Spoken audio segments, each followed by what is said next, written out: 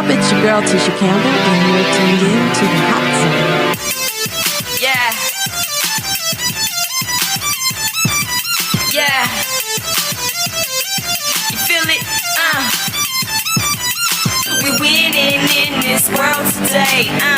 Ain't nobody gonna take a fame. We going in. Yeah, we going in. In. 7 seas to the land. You locked in with International Most P. What's happening, everybody? Man, it's your girl, International Most P, and I'm here in the Hot Zone at MPP Studios in Alton, Illinois. And today is a very, very, very special day. I could be a Cancer and be sentimental for y'all, but I'm trying not to be. I'm trying to be a big girl this year. No, but I have a very special individual in this studio. He always makes the top list in the city. He moves, he's active, he's an activist, philanthropist. It's probably your name now. Like, you should probably have that under your belt by now. And so much more, but we're gonna tap into it with this interview in the Hot Zone. Today, I want everybody to put their hands together. Welcome my special guest, somebody I respect, somebody I've watched grind. I grind next to him now and then, not as much anymore. I'm on the music. But I want everybody to put your hands together, make some noise for my mans, your people's champ, no, your favorite, T-Dubb. T-Dubb, what's happening? Word, Most P, been a minute. Been a minute. Like, yeah, I've been watching you, been grinding, you've been kicking ass, you know, and like you always do, you apply pressure. And you move on your own, you know, your own way, which is why you stand different. And you were able to continue to be a great legend in your own way. You know, we look at the newer music now, right? The newer generation of artists in this city, and they don't understand what you and our generation went through when it comes to grinding the music. Oh, man, like, that's crazy. I know, like, but they got it real easy. But let's tap into that. Like, let's talk about T-Dubb. Like, let's talk about, I know your real name, but I'm not gonna do that. Let's talk about before T-Dubb. Like, you know, you. Like, this is a part of the interview where it's the hot juices. So the hot spices. We're talking about you growing up or you before the era. So we're breaking your career and your life up in 3 ways, I should say. So right now we're gonna talk about the hot spices. Who is T-Dubb? It's a lot of things and a lot of different people. And depending on the time of my life you met me or how you met me, you may have a different perspective of who I am in totality. Because, for instance, I've always been good at compartmentalizing. That's just a gift that I was born with. So it's people that think I'm a perfect angel. It's people walking the face of this earth that think I'm the devil himself. So it just it depends on how you met me and where you met me at. But in all, man, I'm an artist first and foremost. I'm a brother, I'm a father. I'm a black man who just really want to make the world a better place for black people. Mm-hmm. and drop dope shit at the same time. So I like it. So when did you realize writing? Because it goes to penmanship. Yeah. Because you got bars. You have to be able to write that. You got to have that in your mind. When did you realize, like, when did you write your first rap? Do you even remember your first rap or your first kick, your freestyle? I don't remember it, but I started freestyling when I was like 6 years old. Like I fell in love with music as a whole very young, and specifically hip hop very young. My family was very musically inclined. They loved, coming together, playing music. My mother's side, they from the South, they from Memphis and the other regions in Tennessee. So they would come together on weekends or holidays and, play records, play blues, play hip hop, play R&B, play soul. So I grew up with those influences, and then having older male cousins, in the 90s in St. Louis who was involved in the street, like gang banging and street shit was everything, but also hip hop. Hip hop was everything, you know what I'm saying? So on holidays, big cousins, they go and take their walk. Mm-hmm. And they come back in the house, get them a plate. They go in the basement in my granny house and they throw on instrumentals and start freestyling. You know what I'm saying? They Bone Thugs and Harmony down in that motherfucker. So me and my cousins who are around my age, we watching, we soaking it all up. Mm-hmm. And I always been a sponge. I've been a very studious individuals forever. You know, school was second nature to me. If anybody showed me how to do anything one time, I know how to do it. If I read it, I'm gonna remember it. So just watching them, I just picked up on it, and it just spoke to me. So I mean, it turned from watching them to us still in my grandmother camcorder trying to record ourselves at 6, freestyling and writing rap. So 6 years old, I wrote my first rap. Do I remember it? Absolutely not. It probably was absolutely terrible. But I'm here now, so, and I'm nice. Yes, you sick, and you polish yourself you're timeless, okay? I'm not just saying that because I'm sitting in front of you, but I've been a fan of you for a long time. Like, for me, even to, we know how it, we bust moves when you hit 100 miles going to Springfield for that show. Facts. I think it was a 2-door car. I think Bo was with you. Oh yeah, like either way, we have history and it will never be forgotten if we keep it live. So you mentioned something about Bone Thugs, how you were in the basement doing some Bone Thugs stuff. So I'm gonna tell you a fun fact about me. My big brother's a Bone Thugs fan, and back then we had the karaoke with the 2 tape decks. He put on First of the Month. And me and my little sister rapped on it. That's what we first rapped for Bone. So I'm like, wow, we didn't know that. Yeah, around the same time. And that's crazy. That's dope. That's Karaoke dope. machine was actually my first studio. My big cousin Red got one for Christmas, and we figured out a way how to record over Dubb and the tape. So that was really like our first studio. Wow. See? Karaoke machine. Wow. Exactly. And that's that era. Like that's that early 2000s, late 90s era. These kids, they probably don't even know what a karaoke machine is. But let me not even talk like that, because it's always going to be a difference between generations of music, but it all circles right back. That's a fact. So we got that. You started getting into music, feeling it, finding it at 6, and gradually came up and up and up. So we get to that era. At that time, do you have any artists that like spoke to you? Like, did you every morning you woke up and played this artist, or? Yeah, definitely. Especially when I was like a preteen, you know what I'm saying, going into that era, like I really fell in love with, even though the works came out before I actually got in tune with it, but Reasonable Doubt from Jay-Z, you know what I'm saying, his first 2-3 albums, and then of course The Blueprint, Eminem first 2-3 albums.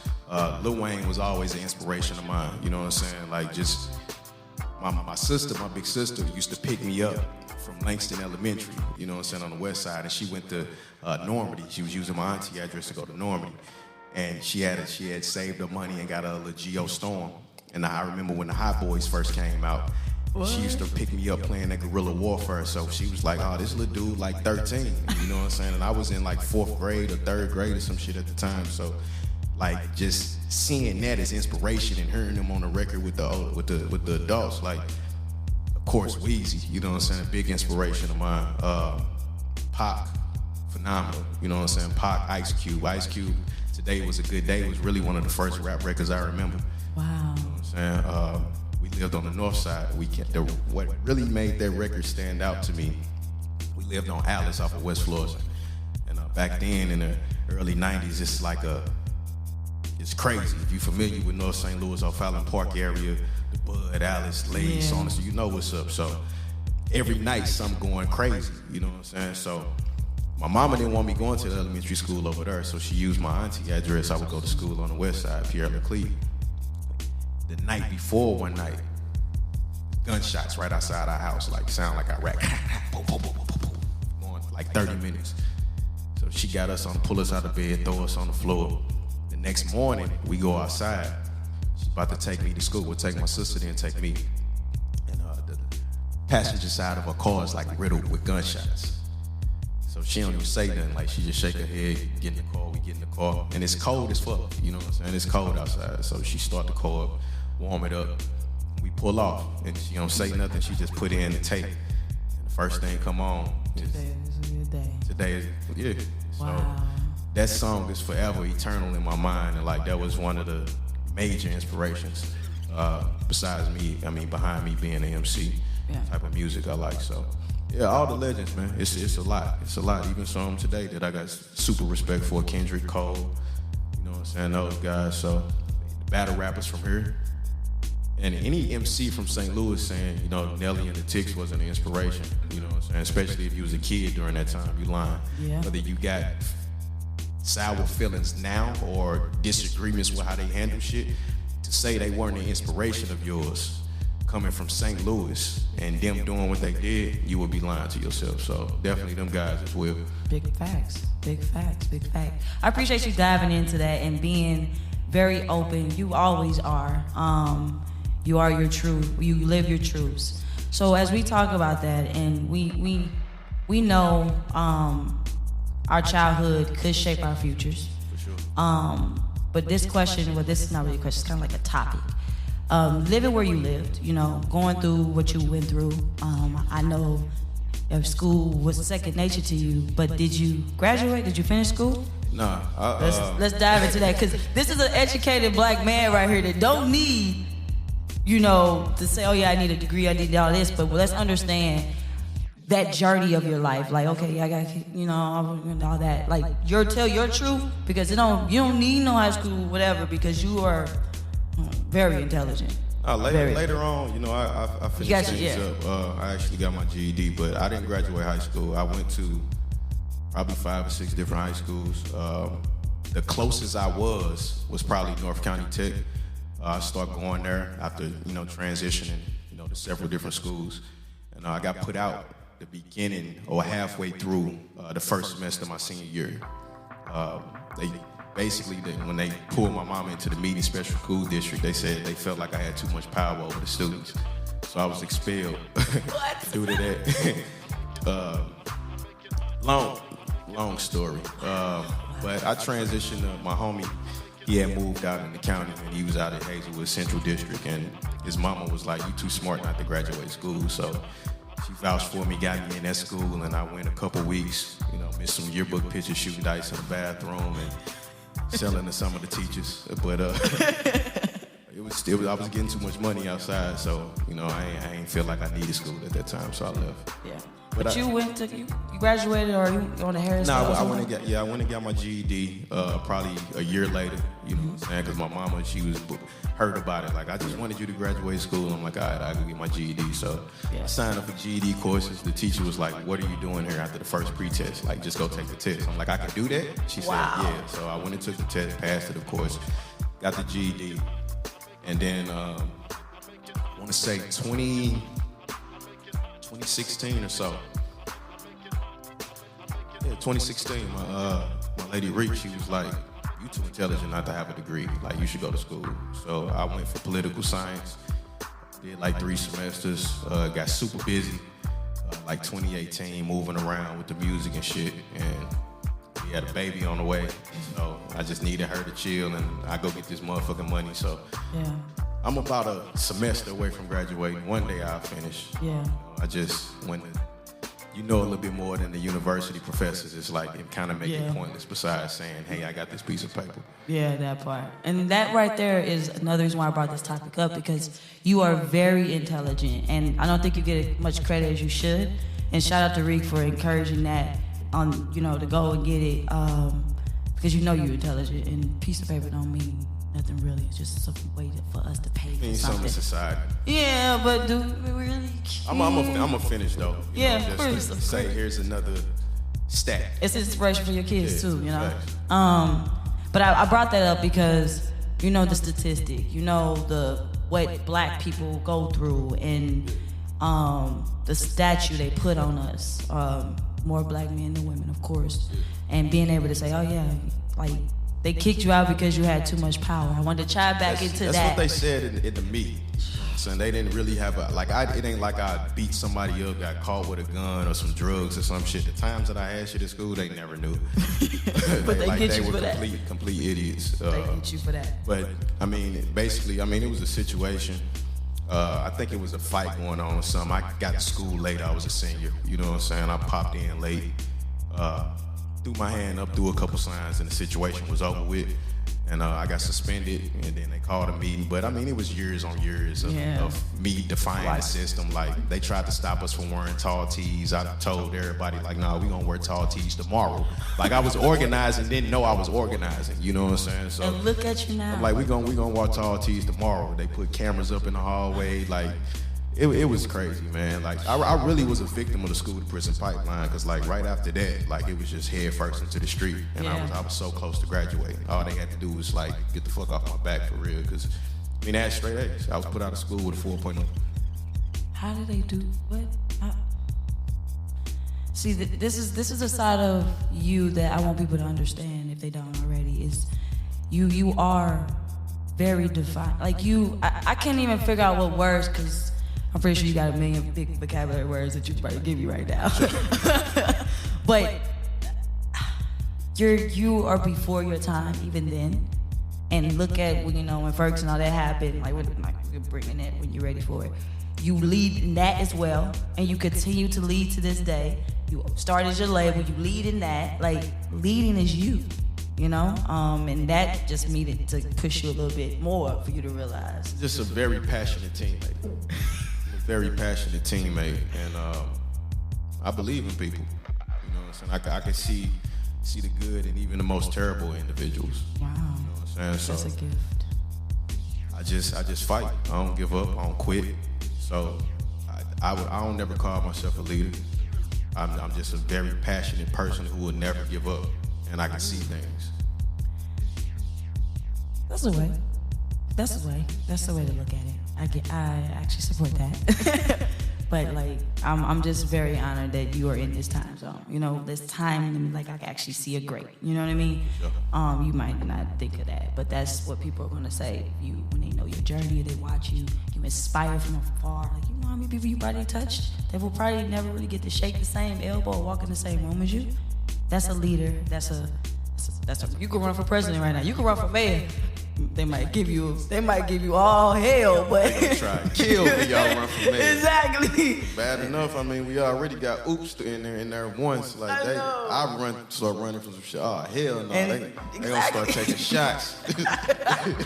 We don't want that. You got a family. So we did the hot spices. We learned when you started rapping. We learned some of your favorites, your greats, what you listened to. We learned also about the journey behind education in some form or fashion. How you political science, you go in there. What made you take up political science?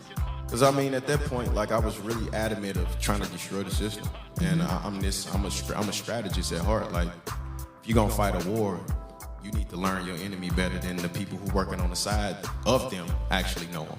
You know what I'm saying? I need to know the system better than the people working within the system. So that's why I took the major of political science. I thought that it was gonna educate me more than what I already knew, but really it was a bunch of fucking busy work. That's crazy. Wow. When you know more than what the teachers or what is in the books or what is being taught to you, then yeah. It was a couple of professors there I got ultimate respect for. Dr. Smith and my political science professor. What was her name? I hate I'm forgetting her name right now. She was actually amazing. But outside of that, man, it was. How y'all get this job? For real. Like I be confused about that. Like people they judge intelligence off of people's college degrees, and I be like, bro, like it's a difference between being smart and being intelligent. Yeah. Being smart is just really having the ability to remember information. That's simple as that. Pretty much. That doesn't make you intelligent though. You can be a smart motherfucker where I tell you something, you remember it, and you can go take a test and you can do exactly what I'm telling you. But can you create that theory on your own? See, that's the difference. And people think you automatically an intelligent genius because you have a PhD or a bachelor's or whatever that paperwork says. That don't make you smart. Some of the most idiotic people I ever met in my life had PhDs and college diplomas. Doesn't make you intelligent. That just means that you were studious and you were able to remember enough answers to pass this test for them to give you that piece of paper. That don't mean you finna fucking change the world. You ain't better than nobody flipping burgers at McDonald's. I've never separated those two words, and you've made me have a newfound respect for both of them. I used to tell, like, we used to get booked for like a lot of social justice conferences, and it was a breath of fresh air from to have a street nigga in the building. So I used to tell them, like, drug dealers are some of the most intelligent people that you will ever meet. Well, why do you say that to you, Dubbo? But nigga, do you know how to turn 7 grams into 10? Tell me the chemical science to do that. Wow. And you go get a biologist right now to do that, they probably can't do it. Not with no baking soda, a beaker cup, and a pot of boiling water, and a microwave. Digi-scale. I bet they can't do it without a full-fledged lab. They can't do it in the project kitchen with a stove with the gas off and a hot plate. They can't do that. Wow. But I know a little nigga 13 years old that can.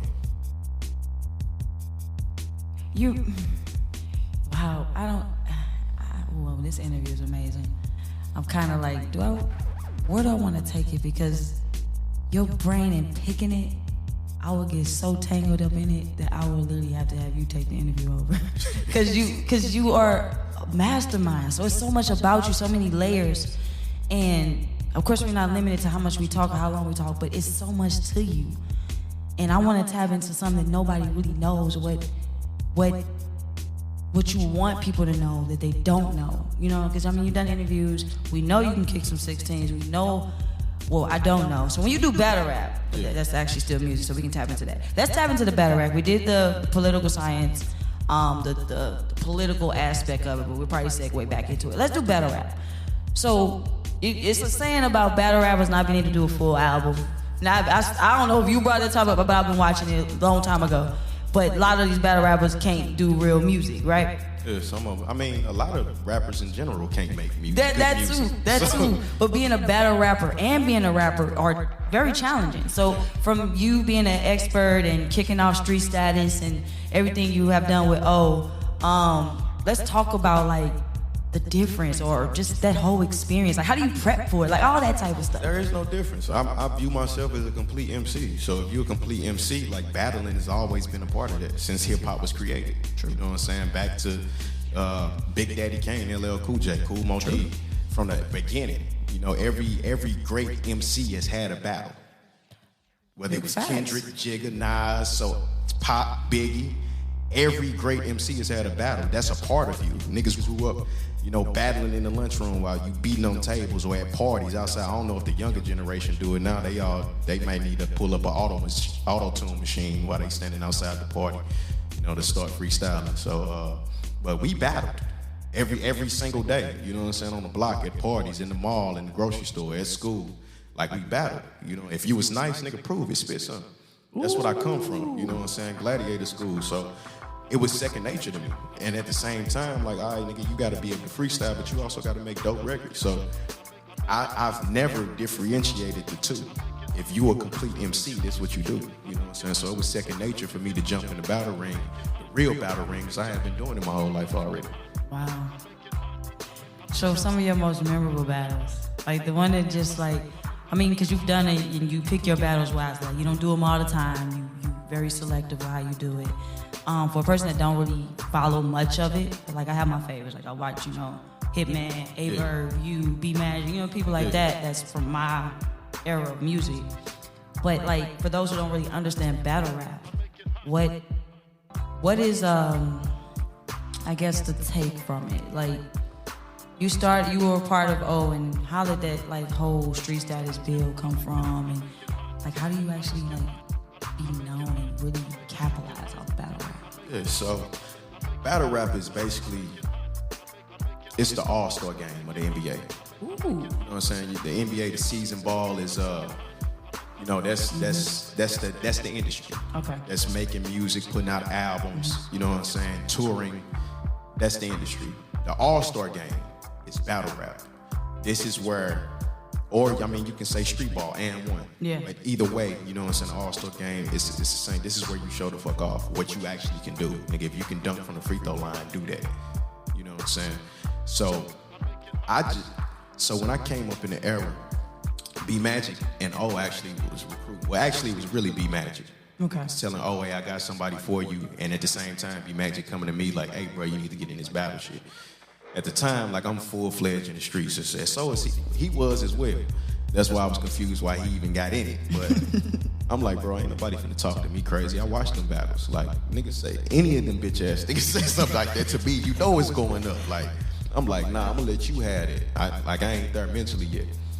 So I'm just sitting back. Like, at this point, you know, like I said, we run the streets full time. And I just start paying attention to it. Like, I'm looking at, I already knew, I've been knowing Holla for years. when he used to be freestyling at the Limelight and shit, we was teenagers. Knew who Verb was, you know what I'm saying? And I'm looking at this shit and I'm like, the light bulb's still going off. Like all these niggas they doing these battles, they traveling, they getting this money, millions of views. Why ain't nobody putting no fucking music out? Ding, ding, ding, ding. Free promotion. Millions of people watching you. All you gotta do is drop a fucking mixtape. Independently, all that money yours. Hey, Magic, tell, I'm with it. And that was the strategy I came in with. You know what I'm saying? I came in, did my thing. I built an international fan base off of this shit. We did some street status numbers that'll never be done again. You know what I'm saying? Like, I ain't have to go to Smack or URL to battle those major niggas. Brought them down here. I ain't have to go up there to do those numbers or get those statistics.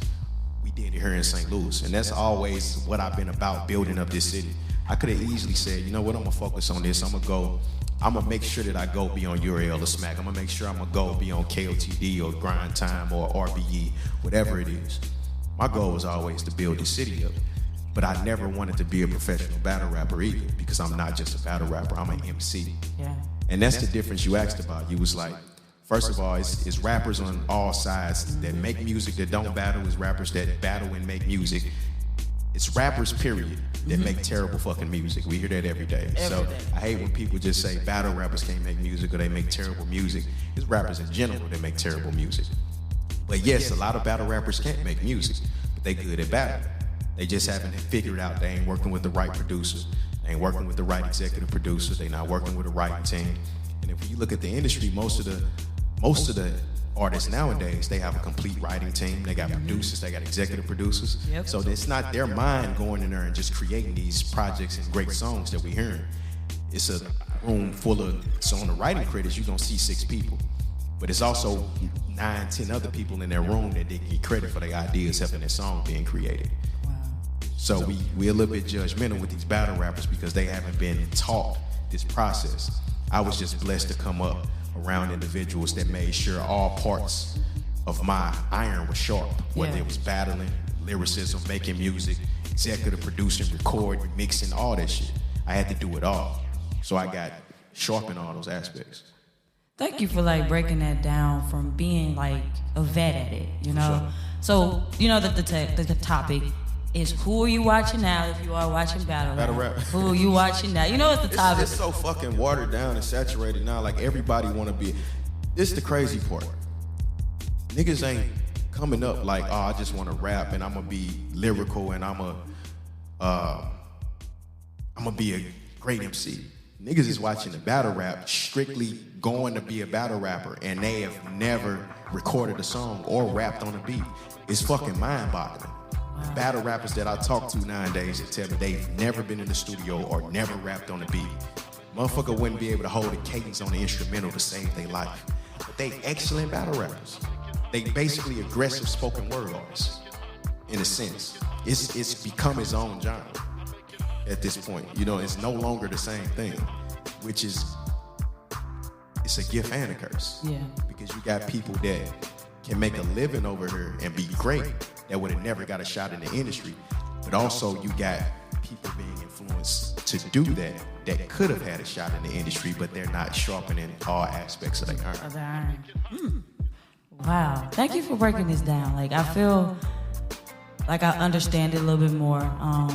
My aspect was never really like to dive in and really understand. But saying this aggressive spoken word was, wow. I'm a spoken word. Like, I did poetry in my life. So now I got a better understanding of what it really is and what it could be or what it was and all that. So thank you for breaking that down. As we, segue through this interview even more and get back into the music aspect or just you as who you are, what are some of your causes you're fighting for right now? Liberation of black people. Okay. Liberation of anybody that's oppressed. That's the most important thing to me. You know what I'm saying? In my mind, slavery never ended. Legally, according to what we've been taught that it ended, but in regards to the obstacles and the oppression and the variables that we deal with as black people on a day-to-day basis, absolutely not. You know what I'm saying? So that's them the causes I'm fighting for. You know what I'm saying? To preserve black life and make sure that we don't just survive, that we can actually thrive. It's a difference between surviving and thriving. Like, I'm tired of my people either dying or just settling for survival. I want what we're owed. Okay. What we deserve. Of course. What's the retribution? What is our retribution? We need it. I don't care about no reparations. I said see what I'm saying? Like, you. I know where you was going though. That's I horrible just though. want us Like, to have the freedom to, you know what I'm saying, to live and accomplish our dreams and not be restricted. You know what I'm saying? Not be miseducated, not having our finances oppressed, not having our freedoms oppressed.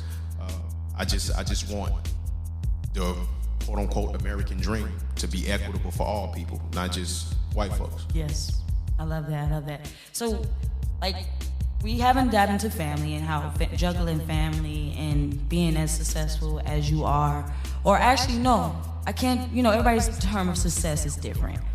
So, what is your term of successful, and do you feel you've reached that success?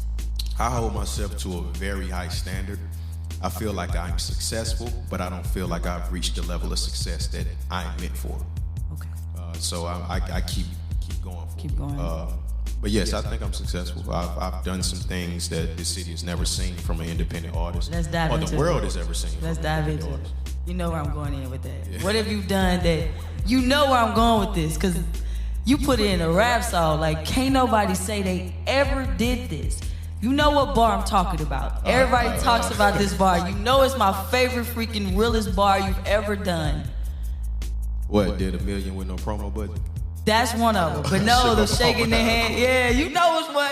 Shaking hand, you know which one I'm talking about. hand with the same palm I sold crack Yes, with. like that's living true. Like, you said at the same round table with our first black president. Like, we don't really have to dive into further because that's a whole different topic. Like, that's what, if you want to, we didn't talk about what was off limits. This is synopsis.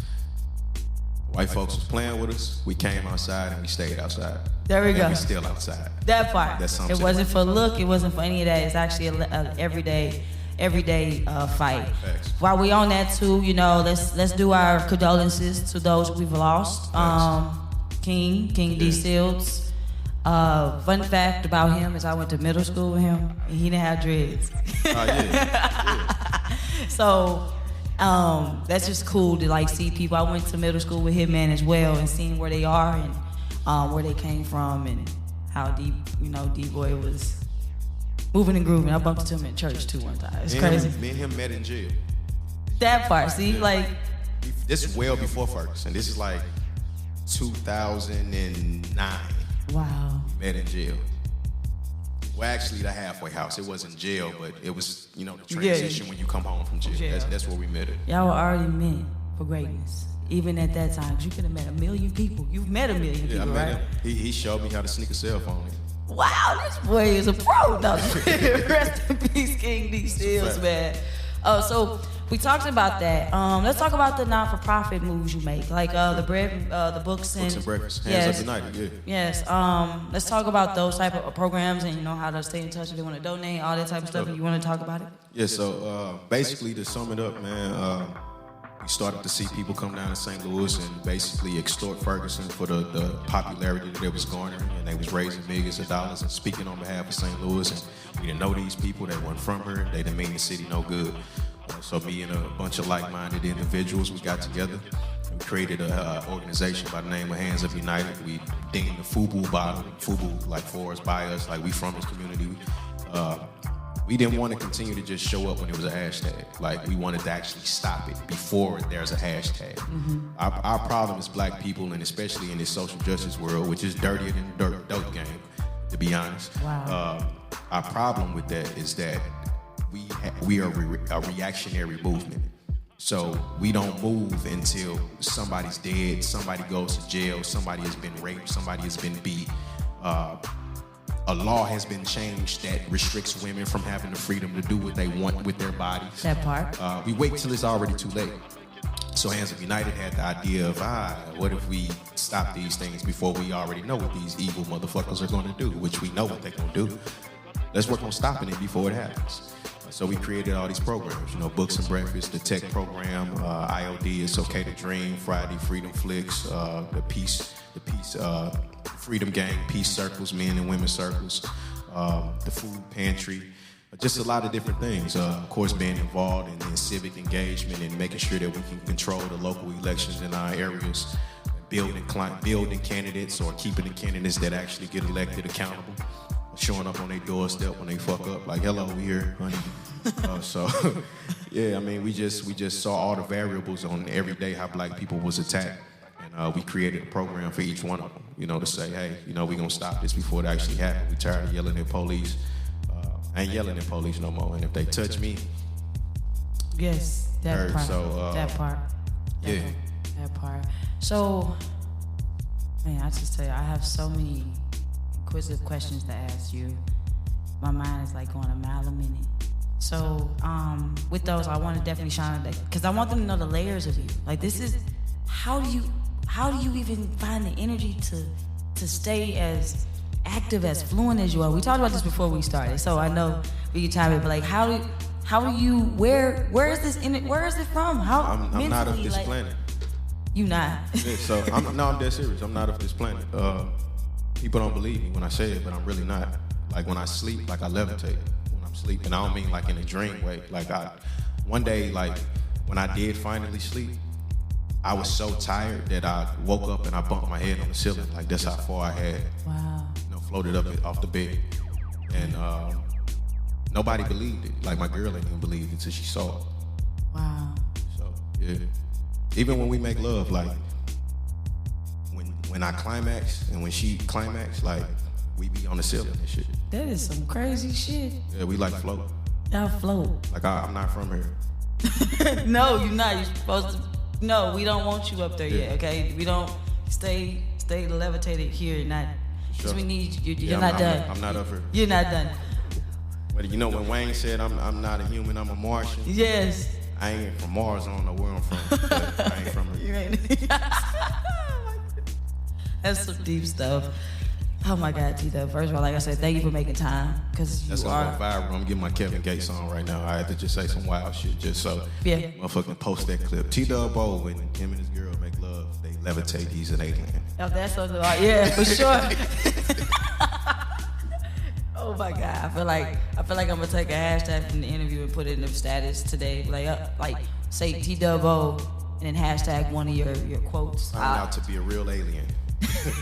Stay tuned. That's funny as ever. Okay, so we dive into a lot, but I know it's so much more to you. I know, and I would like to invite you to write a book about your life, please. Are you working on one? I've been asked. I'm not gonna say I am. I'm not gonna say I'm not. Just know it's possible that you may get one in the future. Yeah, we got to. Like, I didn't know what a motherfucker get wrote. Like, hey, Mos, I'm writing it now. Thank you. It's already in the works. Yeah, I've been working on it. I figure, like, cause you know how we have, social media and having digital option to timestamp our lives is very good, because, you leave, people forget, and other people come. What if we go to war one day and these motherfuckers hack all that shit? That part, but that's what I'm saying. You put it on your own home, you keep it in the digital, you collect it how you want to collect it. The problem is, though, a lot of people are building their life on social media, so they not creating. They spend so much time trying to create content for social media that they're not really enjoying those moments with the people that are there with them in real time. Wow. So if that shit leave today or tomorrow, like, who the fuck are you?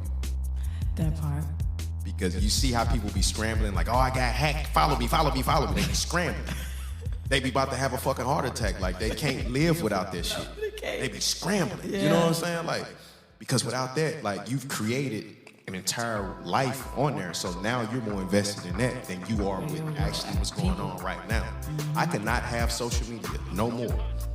I'm still gonna be Dubb. I can pull up anywhere in the city. Yeah. Park in front, walk straight in. I can fly out of town, get the same treatment, if not better. No social media. I can drop a record, have DJs play it, reach out to people that I know. Man, you ain't even never post shit on social media. Have other people post it for me. Yeah. If I wasn't an artist, I wouldn't have it at all, to be honest. That's deep. That's really deep. Because social media is life. social media is people's reality. Not though.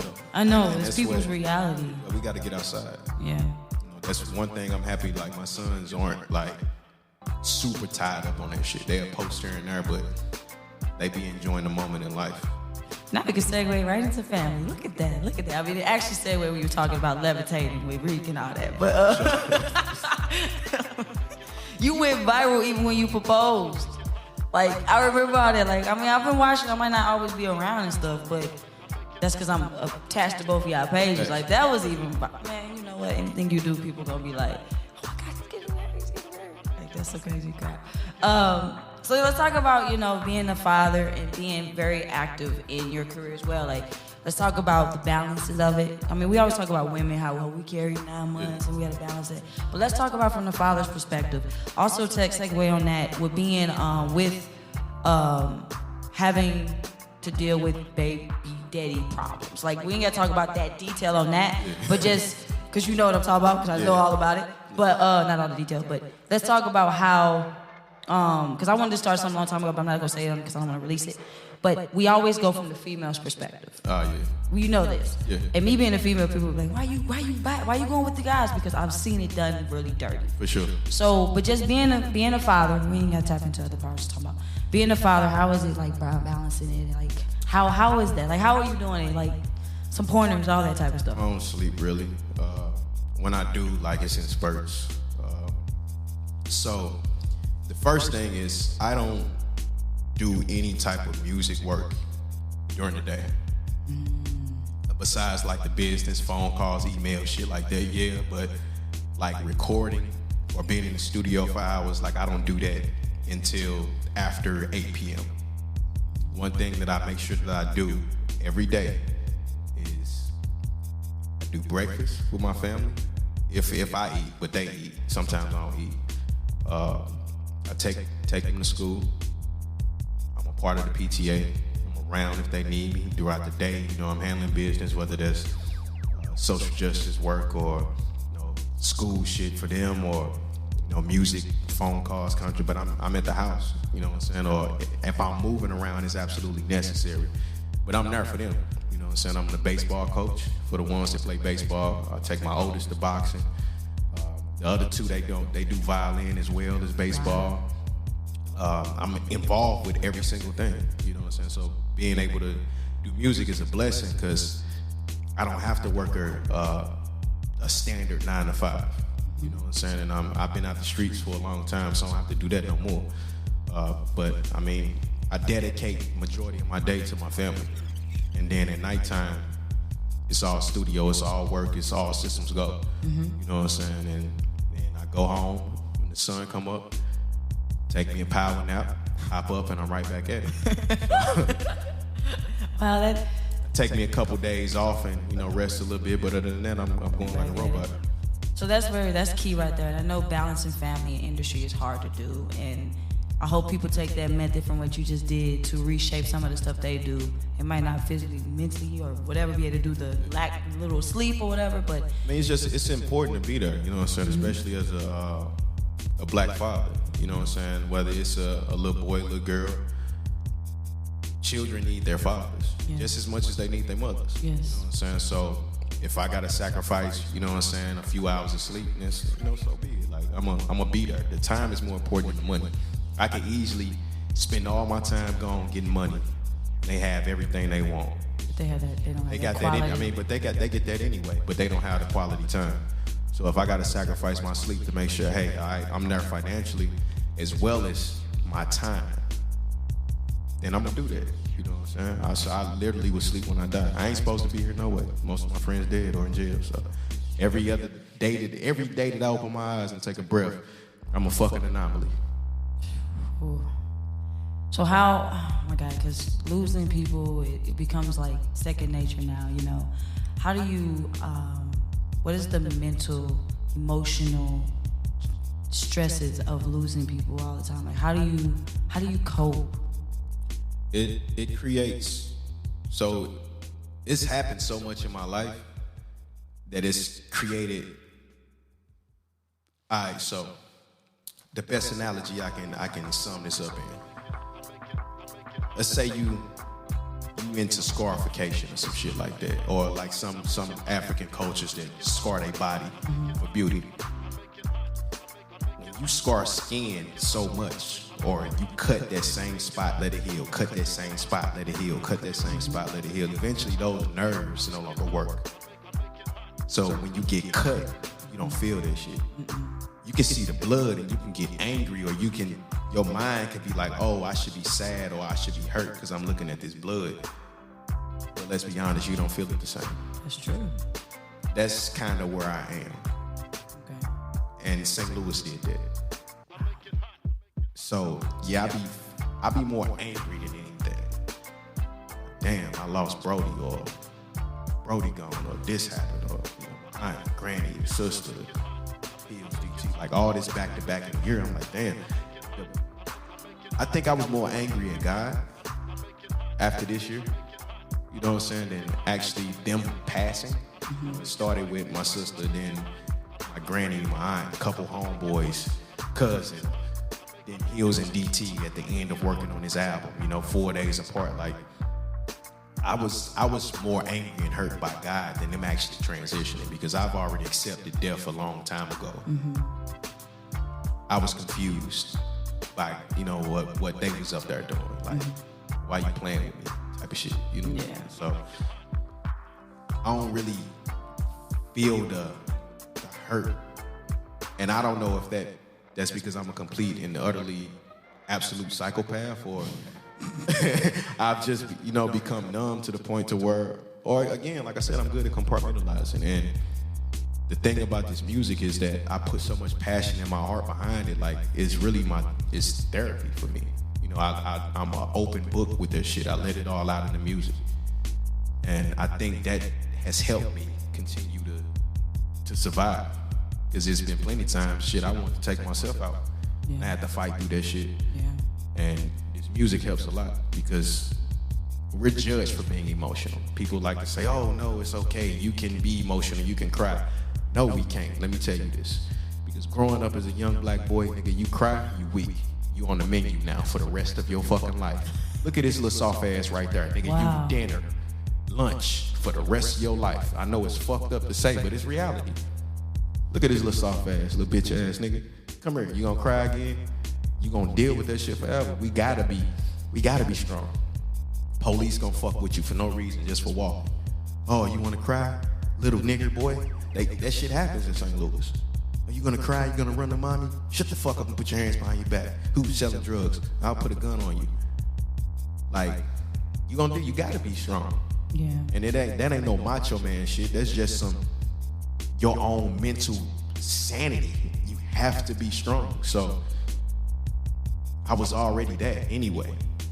Yeah. You know what I'm saying? But the music is extremely therapeutic. You know what I'm saying? So that's why I hope, like, out of anything, whether motherfuckers think the bars is great, or they like the beats or the hooks, or this is great music, that the bare minimum what I want you to take from this is that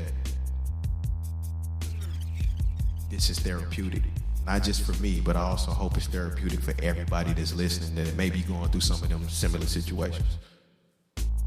So we're on music, and you just dropped a project. First of all, you be dropping so many projects, I can't keep up. But thank you for always lacing my email before they officially drop, so, For sure. so I can keep up. I'm competing with the industry, man. I ain't competing with nobody in this city. I love St. Louis. We all one. I'm competing with the industry. That's how it works. I mean, you stand up and have top any half of them all, or anyways. Like, you could drop a project and yeah, you top sale. So we got this new project out called Soon It'll All Be Over. Let's talk about the creation of that. Like, Sure. some of your moments, like, that you want us to know, to take in from this experience of your project. The thing about me too is I like to do the behind the music. Like, yeah, we hear the music, we know this, but like, fun fact, when you did a collab with, DT and Hills, all that, like some fun memories from that, because they, rest in peace, or rest in heaven. What is it? No, live forever. What is it?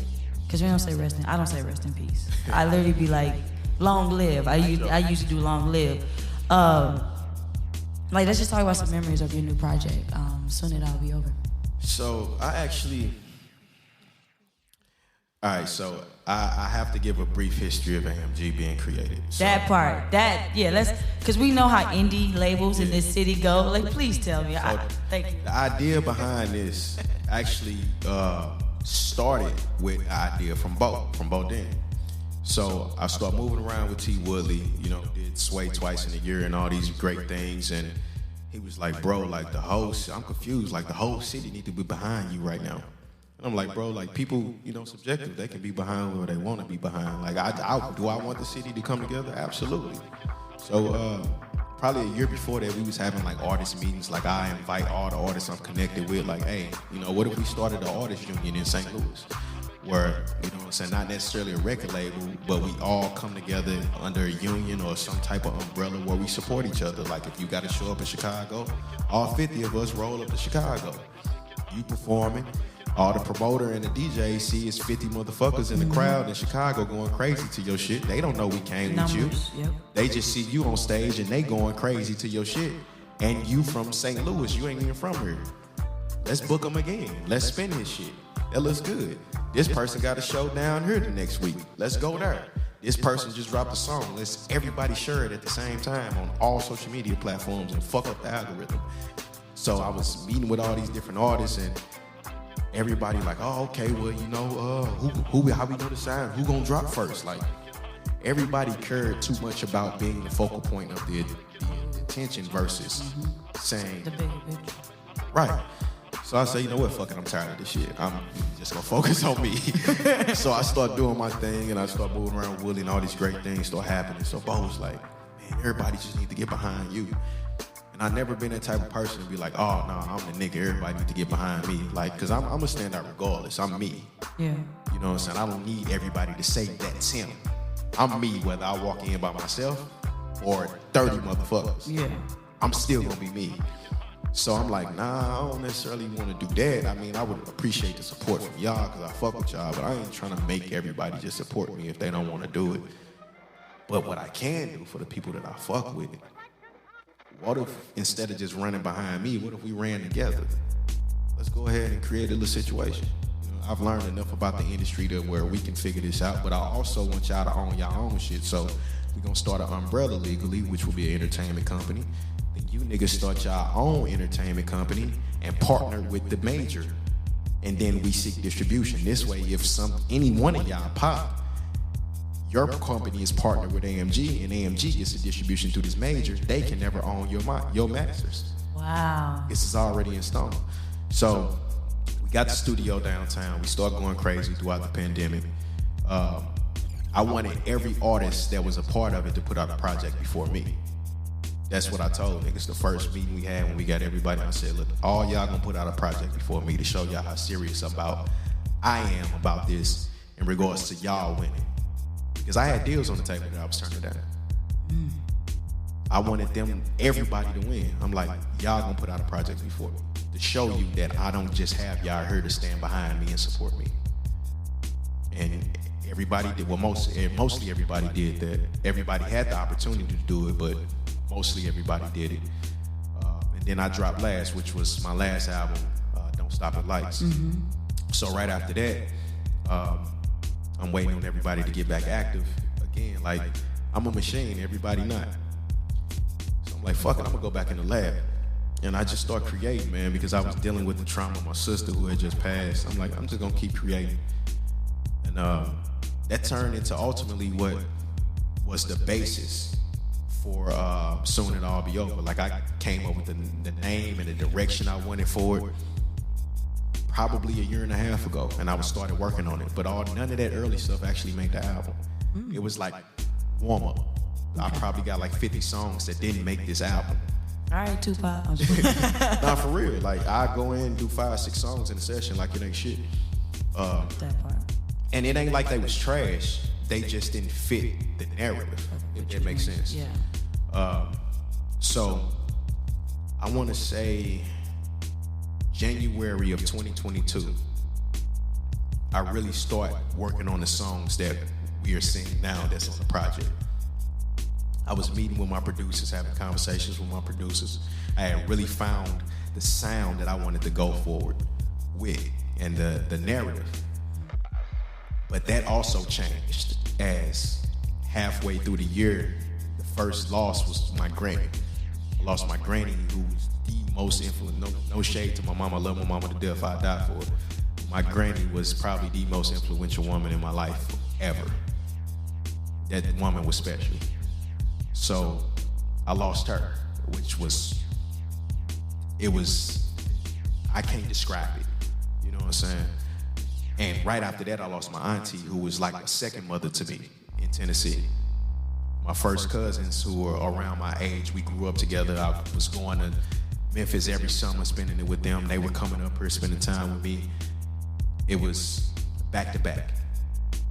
And that happened in August. So I'm still working on the album. Like, I'm struggling to get through, but I'm pushing through because I'm releasing it in the music. And then after Thanksgiving, everything took a turn for worse. Right when we was coming up to the finish line, first DT died of suicide. Then Ford, who was half of my production team, in-house A.M.G production team. And then 4 days later, my artist and friend, Hills, killed himself. So it was like, fuck. And I wasn't even tripping off, all right, the music on pause. Because, DT is gone, but... All right, so from the streets, I've lost homies back-to-back in a week before, or weeks apart, or back-to-back in a month, whatever it is. Like, it's happening. We in the streets, it's wartime. This is what you sign up for. Hurt behind it, but you can expect this shit. But that was the first friend I've had that killed themselves, and then 4 days later, another one. Yeah. And everybody I talked to, whether it's from St. Louis or across the country, out of the country, when they was checking on me about the situation, it's like, bro, we've never heard of no shit like this.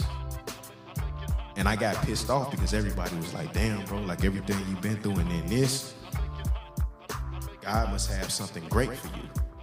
And it would make me, and I knew what they meant by it, but it would make me angry because I'm like, fuck, I gotta lose the people that I love for God to give me something great.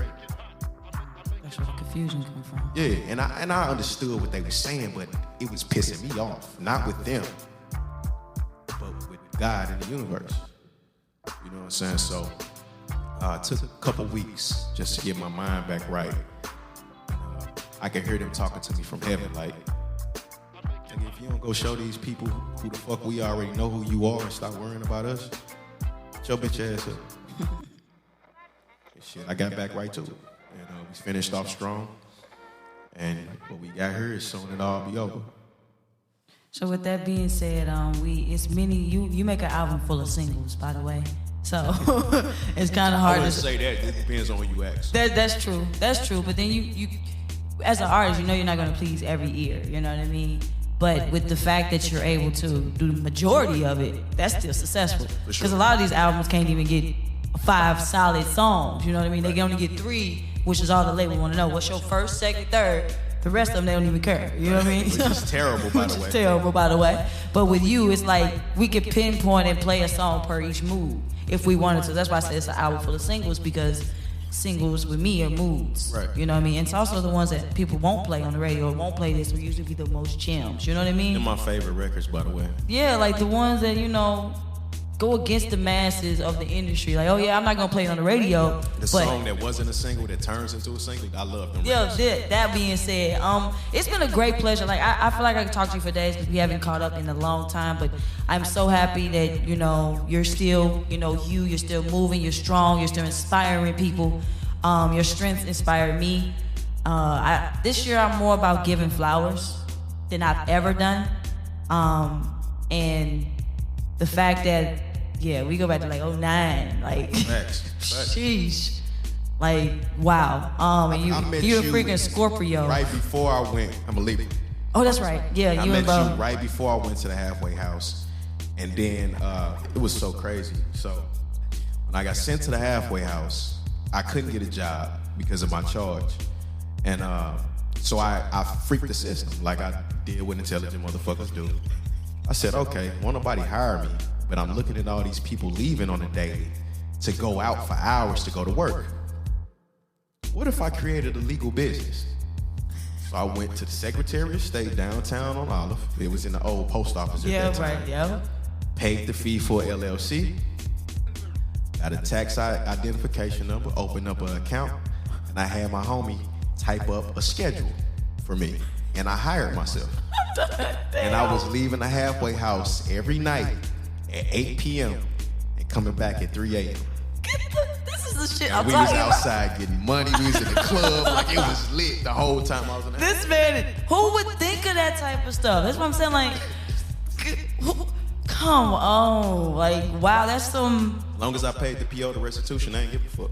That part. Again, you keeping yourself. I was outside. Keeping yourself from being, back where it was, and however you maneuvered and grooved it. Even if you don't, like you said earlier, it's like every day you walk outside, you gotta hope that you don't get fucked with. You know what I mean? You gotta hope that nothing happens. It's so unpredictable. It goes for both ways. Like That's with me having dreads, and I've had them for a long time, I get stereotyped left and right too. Oh man, when me and Reek in the car, they'll pull us over thinking it's two dudes. Exactly. And then they'll walk to the side and look and see it's her, and they'll be like, and she know me, she'll be like, chill, fuck them, what the fuck y'all want?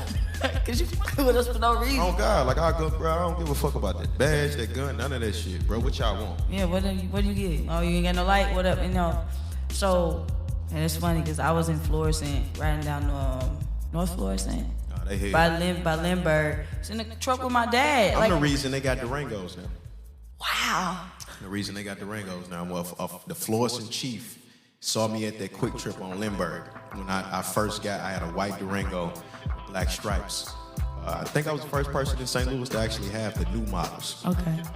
And he was behind me, so I'm like, this motherfucker following me. So I'm maneuvering, I'm pulling off the lot, I'm maneuvering. I'm like, well, this nigga trying to pull me over for no reason. Like, I'm finna be pissed off, so I'm finna call my lawyer on speed dial. Like, oh, they fucking with me again. This motherfucker meet me at the light, swerve around, pull up on the side of me, and he doing like this. So I let the window down, like, what's up? What type of truck is that? I said, motherfucker, that's what you fucking with me for? I like it. What kind? I said, it's a Durango. That's a Durango? Literally, like 2 months later, they had like 6 of them. Dang. Cause that was You started to see them everywhere. This man told you at least like too much power. Don't matter what you do. Man, you can set a trend without even knowing you set one. You know what I mean? You're a trendsetter. You are powerful. So I guess I was riding down in Florissant and they put us over. And I'm with dreads. My dad got a low cut. Yeah. And they just fuck with it. Like, oh yeah, we got a description of something going They on. say today. that every time. We got a description. This car was said something, or it was somebody with dreads that did it. They say that every fucking time. Yeah, that's their cop I got a video on my phone right now. It was me, Reek, and the boys. They pulled us over coming down Florissant. And Florissant. he hit the lights. I said, this motherfucker pulling us over. So Reek start recording. He come to the window. He looked in there. Saw the kids in the back. Oh, I got the wrong car. I said, nigga, you got the wrong car. I say, so you mean to tell me you just stopped us? Had to come look in the car before you said you had the wrong car? I said, bro, we ain't no fool. What you saw was 2 black people sitting in the front seat with dreads. Thought you was finna get you one off. Until you saw this was a lady right here and there's kids in the back. Now, if it was kids who sitting on the side of me, and it was just me and him, both of us got dreads, you're gonna wanna run licenses, you're gonna wanna run his ID, you wanna search the car, illegal search, all this shit. I said, bro, you see these kids in the back and you see a lady sitting next to me.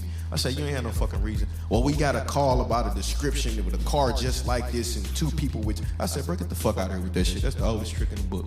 Have a nice day. See, but you're not wrong for that because they do. He was a black man. Which makes it even scarier. Like, I try to stay clear on talking about police and all that because I had, family members that did it, but they don't do it no more. But I try to stay clear because it's still some kind of boundary when you have family members that's in it. And I mean, I got. So. I mean, wrong shit is wrong shit. It's people that I know that are cops, and you know me, I'm unapologetic with the shit I say. They know this. Before they decided, to try to get cool with me or whatever the situation is, whether they're a fan of the music or they was involved with a family member, like, don't get me wrong, like, if I need some shit, I'll hit them up. Like, hey, I need a ticket taken care of. Shit like that. Yeah. Nigga, be useful if you gonna be one. Be useful. I'm gonna say that. Be useful. That part. Like the mafia, I'm gonna make you do some shit. But Without even opening your mouth, just raise your hand. Yeah, make you do some shit. But I'm still very unapologetic and brash with the shit I tell them. I be like, bro, how the fuck? Like, you like your job, nigga? You like fucking with black folks? Like, what the fuck you on? Like, I'll be honest. You know what I'm saying? I got a homie that I ain't gonna say his name or what district or police department he work. I be like, bro, I'll be performing something. Bro, take this gun in there for me. He gonna do it. You know what I'm saying? Somebody get locked up over there. Hey, bro, get the Dubb. I can't keep. You can't what, nigga? The point of you being the police. Remember this first. Your skin color, first and foremost. Fuck you mean you can't? What's the use of me being cool with you, nigga? You a police. I hate police. The entire system of police, and I hate it. And I'm just you. That's not me saying you a piece of shit as a person, but what you do is a piece of shit. So, quote, you want to be useful to your people? I'm trying to change the system. All right, well, nigga, start changing it. Let that nigga out of jail. Yeah. Try that little paperwork up. Whatever happened, he ain't hurt nobody. Mistaken identity. He ain't hurt nobody. He ain't hurt nobody innocent. He ain't gave nobody no drugs, none of that shit. Like, get him out of there. Yeah. I'm a little. Yeah. When I get off the mic, I'm gonna tell you. Soon. I'm gonna tell you. Soon it'll be over. So as we get ready to conclude this interview, like once again, I give flowers to those who have been knowing for a long time and still grinding. You know, a lot of artists from our era all of them aren't still doing music. Some of them. They gave up. They gave up. Call a spade. They gave up. That's why I'm that nigga. They quit. That's why you're that nigga. I mean, I'm one of them too. I put my mics down a long time ago. But then again, you still doing music though. You still working in music. That part. Internationally at that. That part. Which is why I'm able to still. That's why I still do this because I still want to tap into it and be some asset. Some of these niggas in the call center somewhere. Have fun with that. And that ain't no shade to anybody working a 9 to 5 to do Have fun with shit. that. But the people that be complaining about how nice they are and when they not included in some shit, but you quit. You ain't dropped the project in 10 years, man. That part. Talking about you nice and you ought to be on list and all this shit, man. Shut the fuck up with that shit, man. Drop something. So we can talk about the list, but we'll be talking all freaking day about how these lists are set. Oh, you been seeing the verses pop up lately? The artist verses? Here? Nah, I ain't seen that. So what is up? Oh man, I told you we supposed to be concluding. I'll come back. No. We can do this last one. Your take on division. You know this city's very divided. Always has The been. industry is divided, right? Always has been.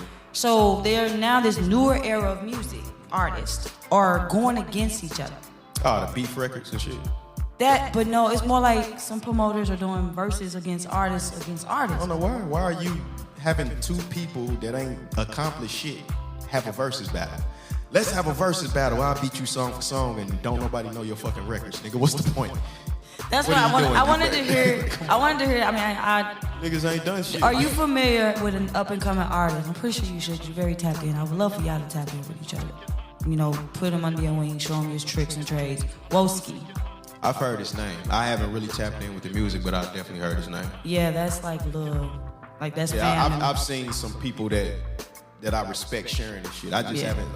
I was in album mode, so I haven't. Of course. I don't listen to new shit or other people's shit when I'm in album mode. I wanna collaborate and do. I'm saying this on mic in this interview, but either way, like that. When I say I don't really rock with a lot of artists in the city no more. I've been done dirty, all that type of crap back in the day. So I don't I have a love and hate relationship with this city.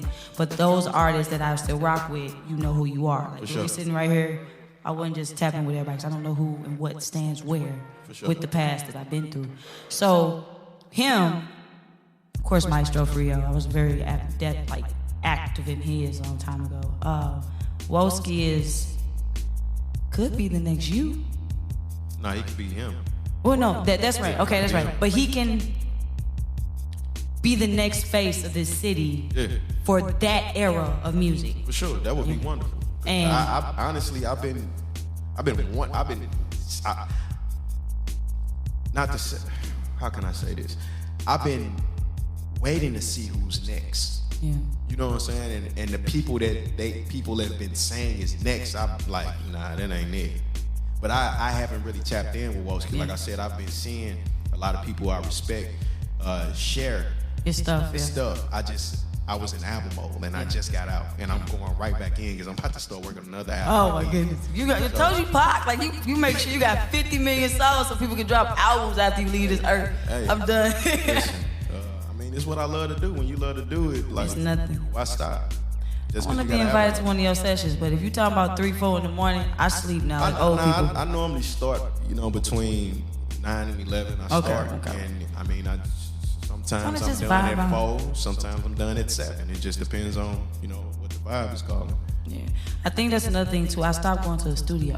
You know what I mean? Like, I might not get back on the mic or nothing, but just being around that element, I feel at home. Like, that's my therapy. Yeah. Being in music, writing, just drifting off when people making music, like, that is me. For sure. And if I don't have it, I literally think about leaving Earth. Like, some of the stuff you talked about earlier, like, that's my therapy and my therapeutic getaways.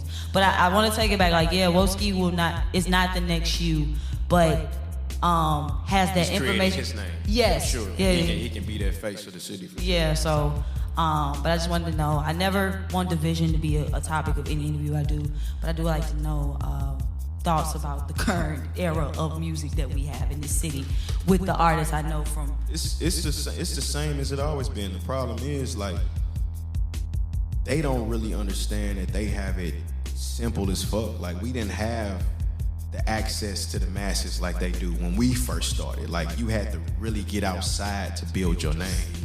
Yeah, you had to get outside to build your name. Like, people had to see you and talk to you. And then the viral stuff started to come into play as, we really started to, for me, when I really started to take rap serious, we've kind of, like, a lot of these venues that wouldn't book rap concerts, we kind of made it okay for them to have shows there. Mm-hmm. I remember at the Oz, it was a dress code. Yeah. We changed that. Yeah. I made them start. Nigga, I got Haiku in there in some basketball shorts and a tank top when they was making niggas pull their pants up under their arms. Bo looked at me and was like, yeah, nigga, you the GOAT. Like, I'm like, nah, let him. Like, I'm the reason half of these clubs got Hennessy. Dang. Most of these clubs didn't fucking have Hennessy. Wow. The venues, the performance venues, they didn't carry Hennessy. I made them start carrying this shit. Because that's all you drink. You need an endorsement. Hey, Henny. That's a fact. They definitely owe me a check, but one thing they need to, this has always been the St. Louis problem. We don't realize the power we have. We try to ride other cities' waves. You know what I'm saying? Like, these artists making beef records against each other because they was doing it in Chicago and sort of shit pop. Now they making music like niggas in Memphis. Like, when are we going to just make music like St. Louis? But do we have one? Yeah, it's plenty. I mean, I'm plenty. You know what I'm saying? I know this, but maybe they don't think. People just gotta stop making music and trying to. I want to do what Memphis doing. I want to dress like. Be yourself. They steal from us. These other areas steal from us. These other major artists steal from us all the time. Why are you trying to copy them over some shit that they done stole from somewhere, whether it was here or anywhere else? Just be you. You know what I'm saying? And stop trying to follow everybody's wave. Where the industry is now, there is no set blueprint to get on. Oh, them niggas over there, they dissing each other on records, so I'm gonna do that and I'm gonna get on. No, nigga, what you gonna do is create a paper trail so if one of y'all shoot each other in real life, all they gonna do is go to YouTube. Well, them niggas right there did it. The ones rapping and saying fuck him and holding up the guns. We're smoking on the ops. It was them booking. Rico, come on, man, like, let's be honest, bro, like, motherfuckers Sean. I sell Fenty every day, phone jamming. 2 months later, such and such indicted for fentanyl. What the fuck you telling on yourself for? Like, niggas, same thing with social media. Niggas gotta learn how to separate shit or that's why I like being lyrical, because I can maneuver. It don't matter what the fuck I was doing. I'm so good with my words that I'm never telling shit. No matter what, like, unless you like really dived in and connected to what it is. Yeah, I'm never telling shit. Like, I'm nice. You gotta, come on, man. Like, that's another thing. We just gotta be us, and motherfuckers gotta get off the bullshit. These promoters gotta stop acting like they fucking gatekeepers, because they ain't no gatekeepers. They ain't getting nobody on. These DJs, no offense, gotta stop acting like they the motherfucking DJ drama, because they not. Ain't nobody dropping no mixtapes in the nigga. Ain't nobody breaking no fucking records out of St. Louis. It's not a DJ in St. Louis that can say, I'm gonna play this and this motherfucker finna go, it's finna chart. I'm finna make this motherfucker. It ain't a DJ in St. Louis that can do that. Stop walking around this motherfucker like they DJ drama. Everybody need to fucking come together and support each other. Stop trying to charge motherfuckers for shit that they shouldn't be paying for because you want to earn a little extra $200, $300, $500 because the club is paying you $250. Make the motherfuckers pay you more. People paying $40 to get in this bitch, $1,000 for a section. They paying the bottle girls more than they paying you, and you the one keeping the party lit all night. Charge them versus the independent artist who just want you to play his record and it's good. But you want me to give you $1,000 for a campaign for you to break my record. And I see no type of return, no return to my investment. My Spotify don't shoot up, my Apple Music numbers don't shoot up, my Shazams don't shoot up. I made 36 cents for paying you $1,000. For what? For what? You know a lie. I'm just being honest. Like, we gotta get off the bullshit. You gotta get off the simple as that. We gotta get off the bullshit. And the motherfuckers who blocking the way, who acting like they got all the power, well, nigga, put somebody on there. You niggas, y'all, them niggas, put somebody on. We ain't had a motherfucker lit since who? Huey? What's the last person who was lit? I don't necessarily count Smino because he made his bones in Chicago. Yeah, he from St. Louis, but Chicago put him on. Or SZA, because SZA's on her too. Yeah, they elsewhere put them on. Metro went to Atlanta to get on when he graduated high school. You know, me and his mama was like this. And I was texting her the day before she passed. Me and his mama like this. We was finna do a children's program down in Atlanta. The ILD program I got, we was flying all the kids to Atlanta. He was gonna come in and help teach. Wow, it's crazy. Yeah, you're right. Them niggas got on elsewhere. I'm talking about who. But after Huey, nobody from this motherfucker did. These niggas walking around like they Tef, did. you. Oh, I can put somebody on. No, the fuck you Tef, can't. you. I mean, we did it in a different way though. That's true. I mean, major. Like, we got out and ripped niggas' heads off for the shit that we got. That's true. I mean, major radio, you know, shit like that. Major deal. How you get on Sway? I swear we ain't gonna never leave Being this. nice. Being nice. Being nice got me on Sway, man. Being nice, met Willie. He like, nigga, you a fucking goat. I went in that motherfucker. He had already been talking to Sway about me. I wasn't even supposed to rap the first time. Sway was like, you Dubb? Willie been telling me how nice you is. Nigga, you hope you ready. You finna rap today. I wasn't even supposed to. You always ready. Just but being nice. Turn his beat on. Willie said a little bit, then looked at me like, nigga, this is what you do. Torch, yeah. Say less. Now the second time I was supposed to, I already knew it was gonna happen. But the first time I was just a fly on the wall, and Sway was like, "Nah, nigga, Willie been saying how nice you is." Show me. That's some dope stuff. That's some dope stuff. Like, but being nice got me there. I ain't paid no PR. Ain't nobody paid nobody. Being nice. Like I said, we need 3, 4, 5 different episodes just to tell the T-Dubb story, because T-Dubb is not an hour and a half story. Like, nah, it's a lot, man. You have a lot, which is great. Like, I can just catch up with you for hours because we don't talk all the time. Yeah. But every time I want to like kind of segue into the single that we're gonna play for this before we get out of here, another question comes like, oh man, how did this happen? like, oh man, I gotta get out of here, but this I gotta answer this while I got it straight in front of me, like right now. Dang, I had a question and then I was gonna get out of here or play this song, get your social medias and stuff, but I don't remember the dang question. I mean, there's some questions. Yeah. Soon it'll all be over. Yes. Just talk about the album and the single. So, like I said, you made an album full of bangers. Not that I'm going to play all of them, which I will eventually on radio. Let's talk about 1985. Because when we started the interview, we was vibing. I was playing one of my mixes. Like, hey, if you don't never vibe, play this song. What about that song? What about 1985? So 1985 originally wasn't my record. Me and G actually was doing the record for my producer DT, rest in peace, and our engineer Big Sean in general. They were working on a collaboration project to where DT made all the beats, produced everything. Big G engineered and mixed and mastered everything, and they were working with different artists from around the city. And of course, you know, DT and Sean being a part of A.M.G, it was only right that, you know, A.M.G artists be a part of it. So me and G did a record for them. And the idea actually was crafted already for us. We just had the easy part, you know what I'm saying? We didn't have to create no concepts. DT made the beat. I already said, hey, I want this song to be called 1985, because the album is called 1985. So we actually had the album title track. which is to me was a great honor. Yeah. And the idea from it was they named all the songs besides 1985 after like classic 80s movies. Like they had one like called Teen Wolf, which is crazy. And they sampled all 80s music. So I was working on the album, and DT was like, "Yeah, what's up, man? We need to get 1985 done." And like when I'm laser focused on the album, normally I'm laser focused on the album with this family. So I'm like, "Ah, shit, let's do it." So they played the beat. I wrote my verse, went in there and dropped it. G like, "Oh, nigga, you trying to go crazy, huh?" So he sat, listened for a second, went and did the hook, came out, listened some more, then went and did his verse. And we was talking the whole time that either I was recording or he was recording, like everybody having conversations, because we still talking about this album, because I had just did another record. We talking about that record and the process to create that record. And by the time Big Jen turned the speakers on loud and we heard that shit, everybody just stopped talking and just started looking at the computer like, what the fuck, this shit is crazy. So it was so dope.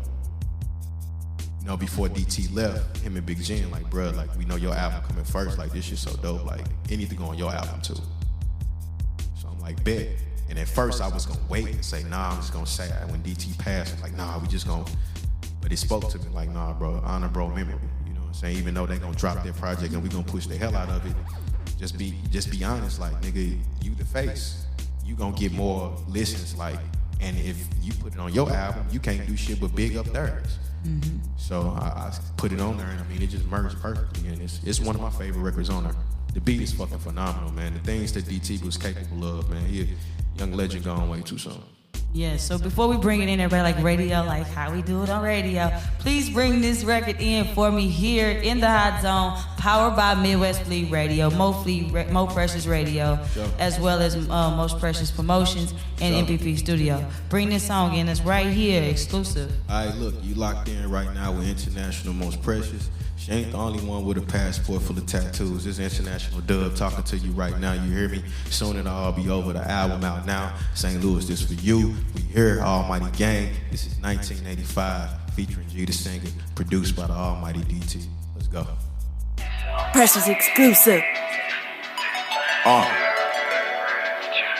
No, we extraordinary, not just extraordinary. We gotta talk to a special baby. Yeah. Look, I'm trying to elevate your mind, body, soul. This is separation from them summers in Miami to them private flights to Rome. No, I'm a real gangster, not just on the microphone. So she choose her colors over what I might condone. Don't wanna rule the world, but what I might control is that feeling that you feeling when I penetrate your soul. It's already shining, so it stimulates your glow. Them hoes wanna be you, but can't imitate your growth, no. Fantasizing by my palms on your hips, infatuated with the taste of lip balm on your lips, motivated by the thought that we get lost in this glitch. My Wonder Woman, Joan of Arc, Rosa Parks in this bitch, so it calls you to drip. I respect your mind, if luck be a lady, please baby, nah, don't hide. Cross my heart, I won't hold no lies. Take that chance, baby, come and catch this vibe, yeah, that's the plan, baby. You got just what I've been waiting for.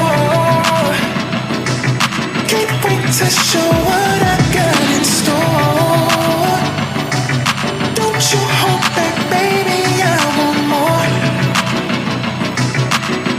Ooh, tonight is the night for me. It's gonna be a night for you. Take off what you're wearing at the door. Put you in positions you ain't never been before. I can beat it up, but baby, I'ma take it slow. Chanel on my pillow, moonlight on your body from my window. Inhale on the single. This gon' be the 1985. Baby, white on stereo. Kisses to your lower. Ooh, you know I just can't stop.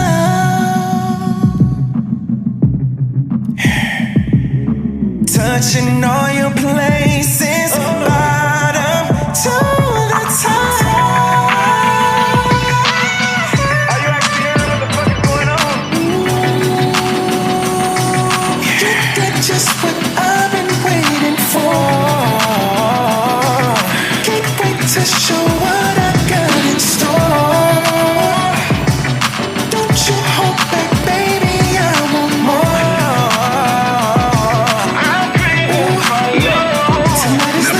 vision involved. And since we caught in the fall, I put your heart in this vault and I crush the key with my palm. Sink my teeth in the deep and the while we sex on the wall. Waking the neighbors complaining they don't get leasing involved. You gon' get all of this marvelous till you scream out and call to the birds up and they chirping. We brush our teeth in the morning till we eat breakfast and sex again. Fuck them waffles and bacon. I'm on this bad bitch diet until her legs get to shaking. Let's fucking go. Shh.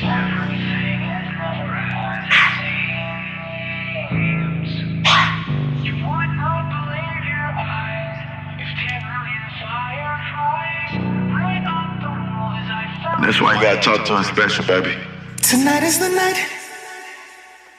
What's happening, everybody? Man, that was exclusive right here on In the Hot Zone podcast at Midwest Fleet Radio, also known as Mo Precious Radio, with that brand new, straight off as soon as it'll be over, T-Dubb featuring G the singer, which is another dope artist from this city. I remember him doing slow jam.